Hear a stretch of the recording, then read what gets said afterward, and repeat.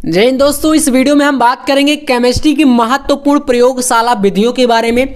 कैसे आपको किस प्रकार से प्रयोगशाला विधियों का आंसर देना है, साथ में आपको बताएंगे कौन कौन सी इंपॉर्टेंट प्रयोगशाला विधियां आपको तैयार करना है। संपूर्ण किताब की जितने भी महत्वपूर्ण प्रयोगशाला विधियां हैं आपको इस वीडियो में पूरी की पूरी समझाई जाएंगी। और आपको पता है कि भैया ये जो टॉपिक है ये पूरा 5 नंबर के लिए बोर्ड परीक्षा में आता है, ठीक है। तो आपका कोई सा भी सेट आपके पास आए, अगर उसमें प्रयोगशाला विधि का क्वेश्चन बनेगा तो इस वीडियो से बाहर नहीं जाएगा, क्योंकि यहां पर मैंने जितनी भी महत्वपूर्ण है सारी की सारी प्रयोगशाला विधियों को एक वीडियो में लिया है।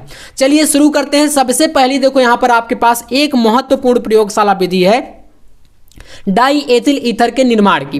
डाई एथिल ईथर होता क्या है, देखो आपको पता है इसका मतलब फॉर्मूला क्या होता है, ये भी चीज तो आपको पता होनी चाहिए।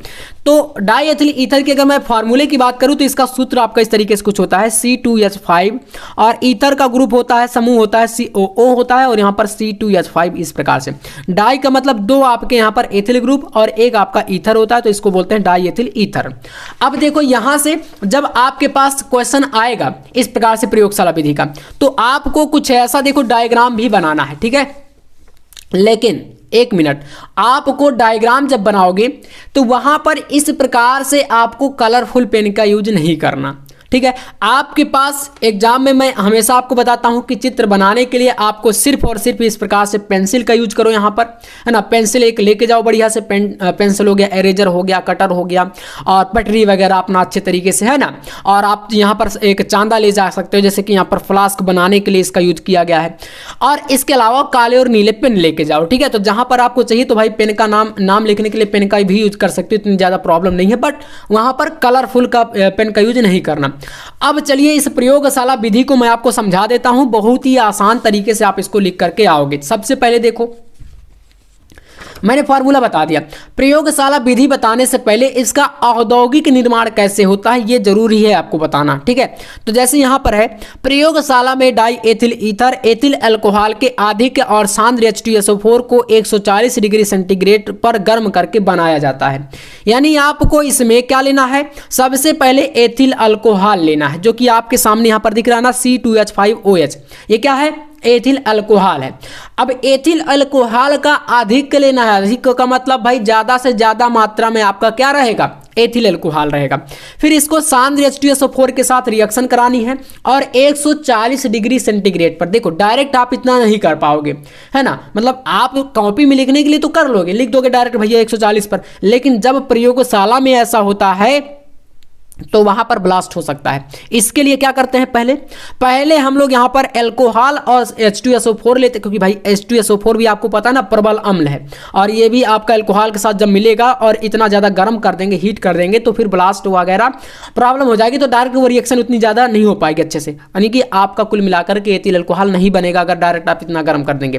तो इसको पहले 100 से 110 डिग्री सेंटीग्रेड पर गर्म करना है। तो बनेगा क्या, इसके दोनों के मिश्रण से एथिल हाइड्रोजन सल्फेट यानी कि C2H5HSO4, इसको बोलते हैं एथिल हाइड्रोजन सल्फेट, ये बनता है। और साथ में H2O भी आपका बनता है, यानी जल। तो जल की मात्रा अलग हो जाएगी। अब कह रहा है कि पुनः से एथिल अल्कोहल का अधिक लो, तो भैया आपको एथिल हाइड्रोजन सल्फेट पुनः से यहां पर लेना है और साथ में आपको यहां पर अधिक की मात्रा मिलाने के लिए बोला, तो पुनः से C2H5OH मतलब एथिल अल्कोहल इसके साथ मिला दो और 140 पर अब गर्म करना है दूसरे स्टेप पर।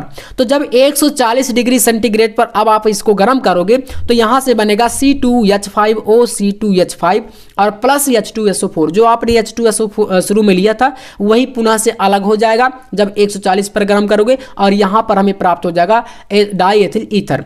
ये रिएक्शन याद कर लेना। अगर पूरी प्रयोगशाला विधि आप नहीं भी कर पाए अच्छे तरीके से तो इतना कर दोगे तो आपका उसका आधा नंबर जरूर मिल जाएगा, है ना। उसके बाद यहां से आपको चित्र और यहां पर इसकी विधि को बताना है कि भैया प्रयोगशाला में आप कैसे कर सकते हो। तो देखो यहां से इसकी विधि बताई गई है और फिर मैं आपको इस चित्र को समझा देता हूं कि आखिर कौन सा यंत्र किस काम के लिए कैसे लगाया गया है।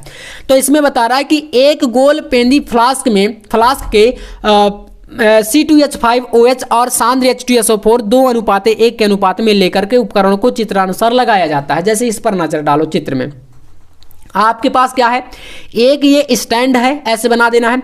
नीचे ये एक स्टैंड है, यहां पर बर्नर मतलब कि आग को जलाने के लिए लगाया गया है।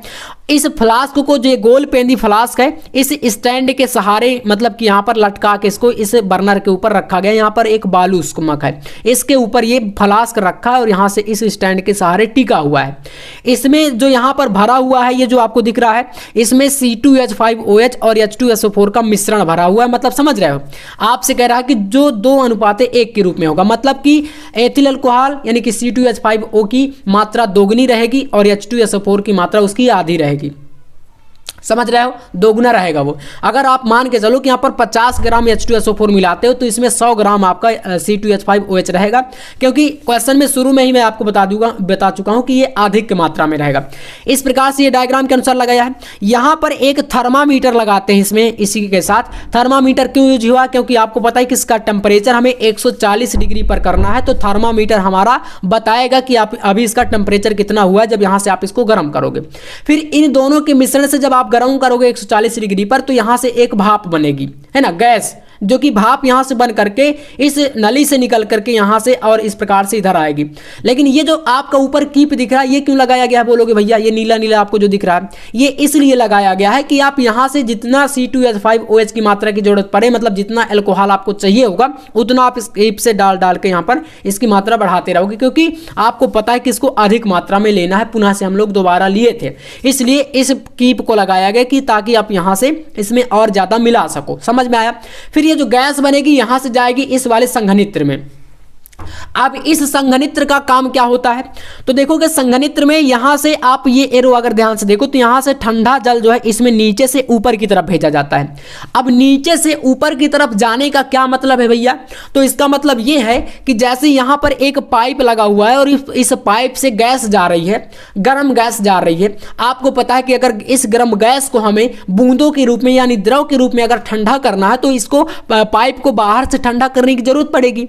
जैसे आप लोग देखते हो नॉर्मल चीजों को कि भाई गैस अगर है किसी बर्तन में, आपने देखा हो खाना पक रहा है तो बर्तन इस प्रकार से ढक्कन से बंद है ऊपर से। अब जैसे ही ढक्कन को आप खोलते हो ना, तो आपने देखा होगा कि भाई ढक्कन में जो गैस जमी रहती है तुरंत पानी के बूंदों के रूप में तुरंत क्या होते हैं, पानी आपका चूने लगता है। वही चीज यहां पर भी वर्क कर रही है। आप यहां से ठंडा पानी नीचे से ऊपर की तरफ भेजोगे तो पूरा एरिया को मतलब एकदम दबा के जाएगा और इस प्रकार से पाइप पूरा ठंडा हो जाएगा। और यही काम है इस संघनित्र का, यहां से ठंडा पानी नीचे से ऊपर की ओर भेजा जाता है।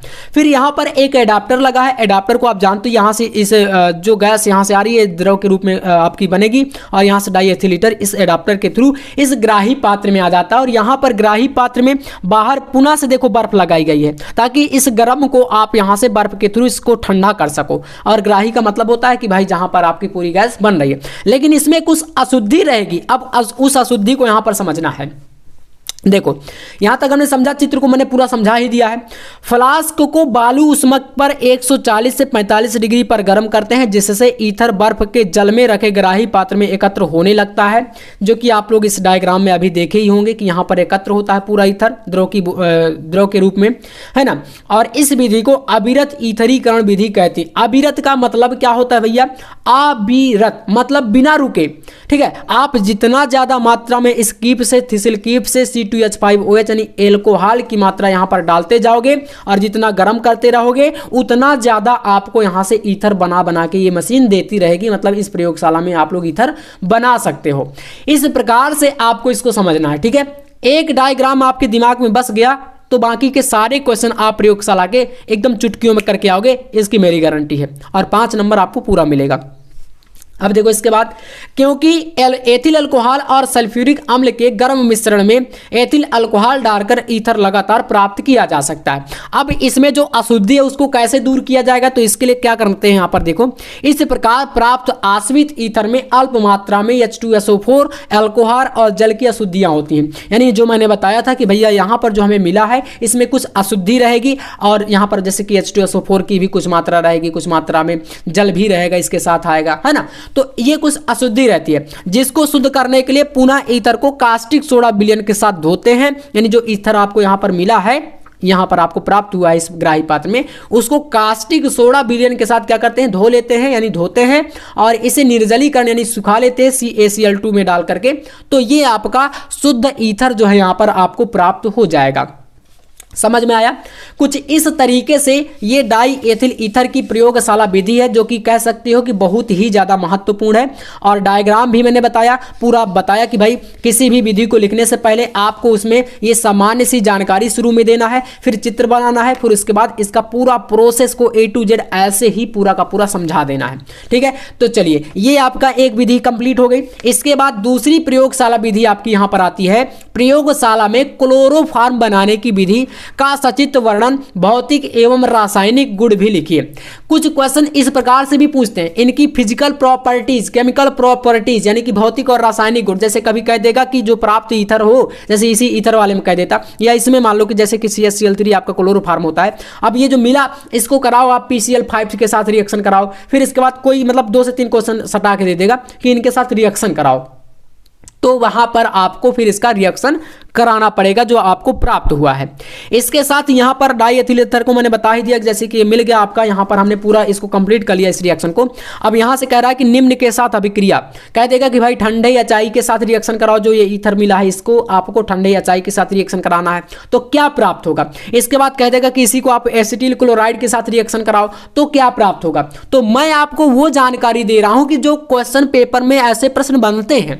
ठीक है, तो उम्मीद है आप लोग समझ पा रहे होंगे, प्रयोगशाला विधियों को आप करके आओगे और 5 नंबर का टॉपिक है इसलिए जरूरी है। ठीक है, इसके बाद देखो यहां पर नेक्स्ट आपका पूछता है, प्रयोगशाला में फॉर्मेल्डिहाइड बनाने की विधि का सचित्र वर्णन। सचित्र वर्णन या वर्णन एक ही बात है भाई, चित्र आपको बनाना ही पड़ेगा। प्रयोगशाला विधि चाहे कैसी भी आई, नाम ले लेगा अगर प्रयोगशाला विधि का, तो आपको समझ जाना है कि भैया इसको हमें करना ही करना है। ठीक है, चित्र को बनाना ही बनाना है। और इसमें HCN के साथ रिएक्शन पूछ लेता है कि भाई HCN के साथ अभिक्रिया कराओ। फिर इसके बाद रिएक्शन आपकी यहां पर चौथी प्रयोगशाला विधि मोस्ट इंपॉर्टेंट है, शुद्ध एसीटोन बनाने की प्रयोगशाला विधि का वर्णन। तो जितने बता रहा हूं सभी को कर लेना है। 3 नंबर में आपकी ये रिएक्शन इस प्रकार से पूछता है, जैसे कि आपका यहां पर एसीटोन आपका जो बनेगा है ना, उसको CHCl3 के साथ रिएक्शन कराने को पूछ लेगा, या PCl5 के साथ रिएक्शन कराने को पूछ देगा, या CaOCl2 के साथ रिएक्शन कराने को पूछ देगा। तो इस तरीके से आपको इनको कराना पड़ेगा। ठीक है, उसके बाद फार्मिक अम्ल की भी प्रयोगशाला विधि मोस्ट इंपॉर्टेंट है। फार्मिक अम्ल बनाने की प्रयोगशाला विधि भी काफी ज्यादा पूछी जाती है। शुद्ध एसीटोन बनाने की प्रयोगशाला विधि, और लास्ट में है एथिल एमीन बनाने की प्रयोगशाला विधि। टोटल आपकी केमिस्ट्री में 7 प्रयोगशाला विधियां हैं जो कि आपके लिए महत्वपूर्ण है। इस वीडियो में इतना मैंने बता दिया, और एक्सप्लेन करने का तो प्रॉपर तरीका मैंने बता ही दिया। ठीक है, तो मतलब वीडियो मैंने इसलिए छोटा सा बनाया ताकि आपको भाई चीजें अच्छे समझ में आ जाए और कम समय में समझ में आ जाए। वरना भाई आपको पता है कि मैं इसी को और लॉन्ग कर देता, तो अगर सभी को एक्सप्लेन करूंगा तो भाई वीडियो कम से कम 40-45 मिनट का बन जाएगा, और हमारे पास उतना समय नहीं है, समय बहुत कम है, इसलिए आपको इतना कर लेना। एक प्रयोगशाला विधि आपकी और थी जो कि अब मतलब अमोनिया वाली काफी ज्यादा पूछी जाती थी, बस सिलेबस में वो नहीं है, तो आपको बस इतना करना। 7 ये प्रयोगशाला विधियां आपको कर लेना है, इससे बाहर नहीं आएगा। यूट्यूब में कोई भी कितना भी पढ़ा रहा है, आपको बस नहीं पढ़ना, ये 7 आपको पढ़ना है, बाकी के नहीं, है ना। तो 7 से बाहर नहीं आएगा, बट इनमें से मिस्टेक मत करना। एक बार पुनः से आप देख लो, स्क्रीनशॉट वगैरह अगर करना है तो कर सकते हो। 2 ये हो गई इस प्रकार से, और 3, 4, 5, 7 ये आपकी इधर की ये हो गई। ठीक है, तो इनको आप लोग तैयार कर लीजिएगा। मिलते हैं भैया नेक्स्ट वीडियो में नेक्स्ट टॉपिक के साथ, तब तक के लिए जय हिंद, वंदे मातरम।